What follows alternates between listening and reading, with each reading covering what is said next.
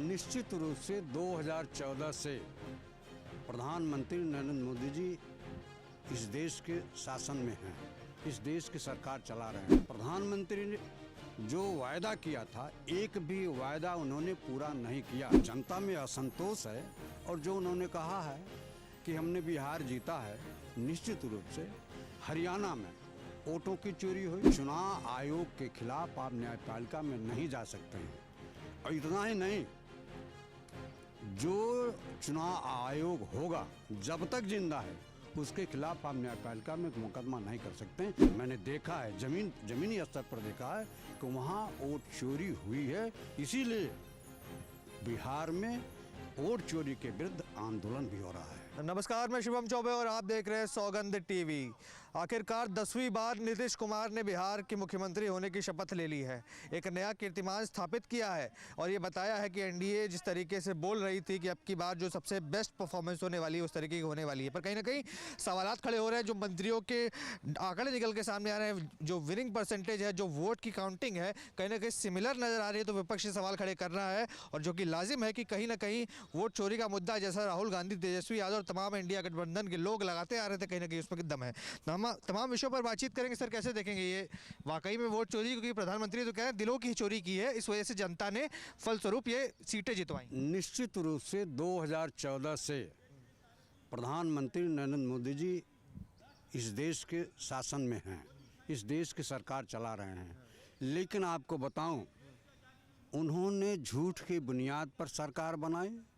उन्होंने कहा कि प्रतिवर्ष नौजवानों को 2 करोड़ लोगों को नौकरी दूंगा, सबके खाते में 15-15 लाख रुपया डालूंगा। इतना ही नहीं, किसानों की आय मैं दुगनी करूंगी, बेरोजगारी दूर करूंगा। लेकिन प्रधानमंत्री ने जो वायदा किया था, एक भी वायदा उन्होंने पूरा नहीं किया।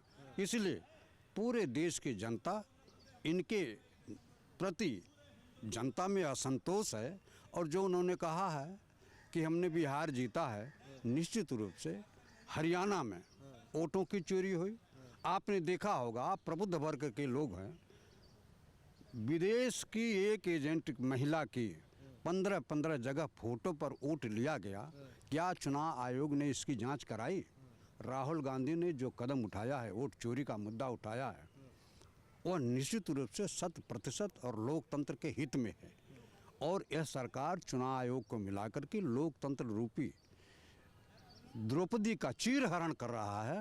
और इसका जीता जागता उदाहरण हरियाणा भी है, महाराष्ट्र में भी है। महाराष्ट्र में वोट बढ़ाया गया। अब देखिए, इनकी साजिश, चुनाव आयोग को मिलाकर के जो साजिश कर रहे हैं, जनता के वोटों पर जो प्रहार कर रहे हैं। महाराष्ट्र में वोट बढ़ाए गए और बिहार में 64 लाख लोगों का नाम वोटर लिस्ट से काटा गया। लोग कह रहे हैं अभी भी समय है, 45 दिनों का समय है आपके पास। सुप्रीम कोर्ट जाइए, अगर आपको लगता है कोई ऐसी शिकायत तो दर्ज कराइए। ठीक है, आप प्रबुद्ध वर्ग के लोग हैं, लोकतंत्र के चौथे स्तंभ हैं, और आप जिस तरह से विधायिका है, कार्यपालिका है, न्यायपालिका, उसी तरह से पत्रकारिता भी है। मैं आपसे आग्रह करना चाहूँगा, एक निवेदन भी करना चाहूँगा कि जब पार्लियामेंट में सैकड़ों संसद सदस्यों की सदस्यता बर्खास्त कर दी गई थी, तो उसमें 2 कानून पास नरेंद्र मोदी की सरकार ने कराई है। एक, चुनाव आयोग के खिलाफ आप न्यायपालिका में नहीं जा सकते हैं। और इतना ही नहीं, जो चुनाव आयोग होगा जब तक जिंदा है उसके खिलाफ आप न्यायपालिका में मुकदमा नहीं कर सकते हैं। ये सीधे सीधे लोकतंत्र की हत्या है। क्या बताइए, एक जिलाधिकारी, एक आईएएस अगर अपराध करता है तो उसके खिलाफ 302 का मुकदमा दर्ज नहीं होगा?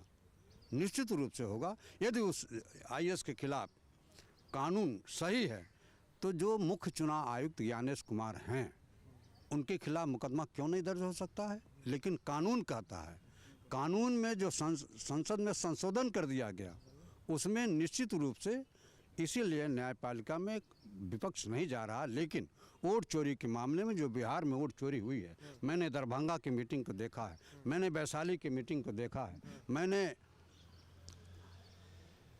सीवान की मीटिंग को देखा है, छपरा की मीटिंग को देखा है, जहां अपार भी जनसमूह इंडिया गठबंधन के लोगों को जिताने के लिए जुट रही थी। आज वहाँ भी आपको बता रहा हूँ, प्रत्याशी कोई 100 वोट से जीत रहा है, कोई 101 से। इतना ही नहीं, दोनों डिप्टी सीएम बराबर मतों से जीत रहे हैं। ये फिक्सिंग, ये इसको कहते हैं फिक्सिंग, मैच फिक्सिंग मानते हैं आप? निश्चित रूप से। अब आप बताइए, जब इंदिरा गांधी की हत्या हो गई थी, राजीव गांधी भी इतने प्रचंड मतों से चुनाव नहीं जीते थे, इतने संख्या में मेंबर ऑफ पार्लियामेंट कांग्रेस के नहीं जीते थे। और ज़मीन पर बिहार में आम जनता, चाहे छात्र हो, विद्यार्थी हो, पत्रकार, यहाँ तक पत्रकार भी, जो पलायन का समस्या है, आप देखिए यहाँ IAS, IPS, PPS जो हो रहे हैं लड़के, बिहार से पलायन करने के बाद, बिहार से पलायन, जहाँ IAS और PCS, आपको बताऊं, जजेस जो नालंदा विश्वविद्यालय देता था, पटना विश्वविद्यालय देता था, आज पटना विश्वविद्यालय की दयनीय स्थिति है। नालंदा विश्वविख्यात था, वहाँ विश्व के लोग, छात्र जाते थे पढ़ने। आज स्थिति क्या है? 20 साल से इनकी सरकार है, क्या शिक्षा में कोई प्रगति किया है? आपको बताऊं, पलायन सबसे महत्वपूर्ण मुद्दा बिहार का पलायन है। वहाँ कल कारखाने नहीं, उद्योग नहीं। 20 साल से इनकी सरकार रही है, और जो भी सरकार रहती है उनसे जनता अपेक्षाएं ज़्यादा रखती हैं, लेकिन जनता की अपेक्षाओं पर खरा उतरने का काम बिहार में 20 सालों से नहीं हुआ है। तो मैं मानता हूँ, और मैंने देखा है, ज़मीनी स्तर पर देखा है कि वहाँ वोट चोरी हुई है। इसीलिए बिहार में वोट चोरी के विरुद्ध आंदोलन भी हो रहा है। आप देख रहे हैं सौगंध टीवी, सौगंध वतन की।